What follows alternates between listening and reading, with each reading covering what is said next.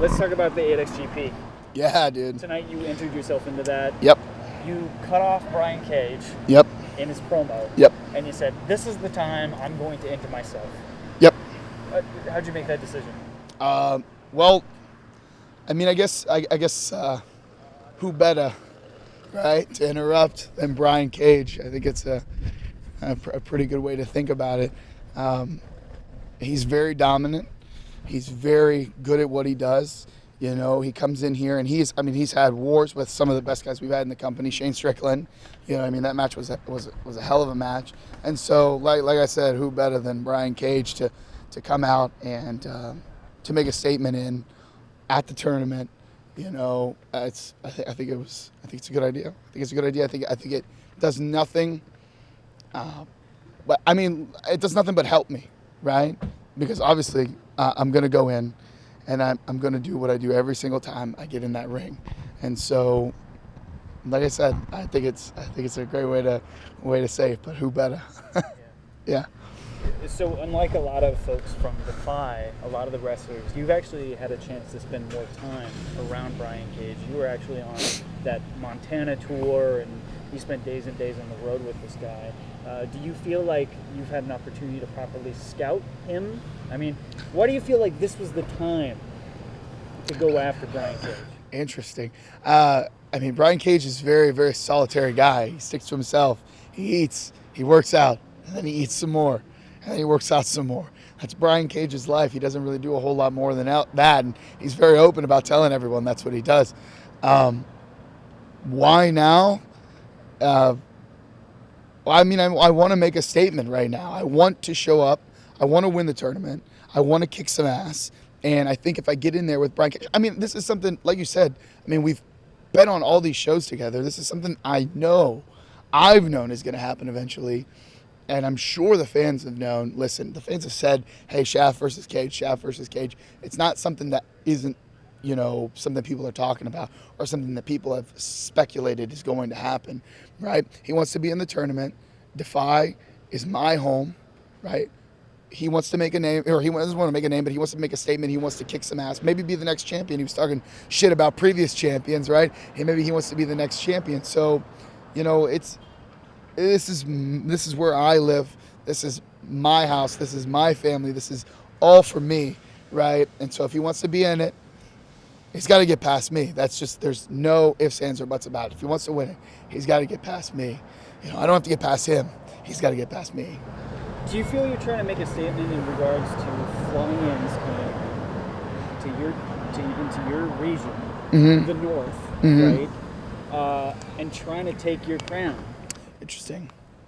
I mean, you know, I think I am the name in this region. I think I am the name. You know what I mean? People, local guys want to work me. Flying guys come in, they want to work me. This is not something that's not known. The guys pick fights with me on Twitter. Little bitches like Hammerstone pick fights with me on Twitter, and then what do they get? They get their ass whooped in DEFY. And so, like, I'm the name. I don't think I'm, you know, I'm not trying to prove anything. I have already done it. This is it. This is my place. I've laid out the groundwork. This is everything. This is me. This is my home. And yeah, I'm not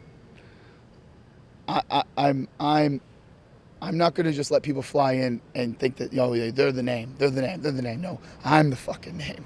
And that's the God's honest truth. We learned tonight too that the DEFY Championship is now involved. That was a mistake. That was a fucking mistake. Because now I get to do a lot of things that I've always wanted to do, right? Since I stepped foot in this company, I get to step in the ring and I get to win the DEFY title. Not only do I get to compete for it again, but I get to win it. I get to take out dominant champion, right? A guy who's whooped ass. He beat Shane Strickland. That's something I couldn't do, right? I get to beat him. Hopefully, if he makes it. I get to take on, you know, big names like Brian Cage. Who else is going to be in the tournament, right? We don't even know. Tama Tonga's going to be there. Do I get Tama Tonga? Do I get to whoop up on some New Japan? I don't know.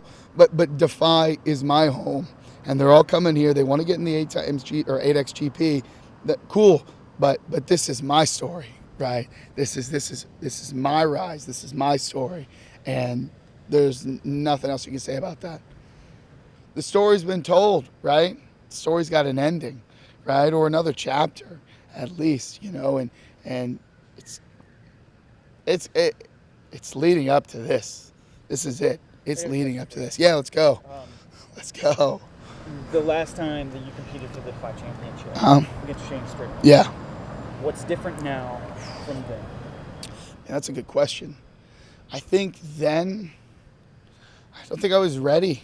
I don't think I'm not going to say that, like, had I won, I wouldn't have had what it took, right, to be DEFY champion. Because obviously, as I stand before you right now, I know that I do, and everyone else knows that I do. So yeah, I'm not saying that it wouldn't have happened, but maybe just maybe, me not winning lit a little bit more of a fire, right?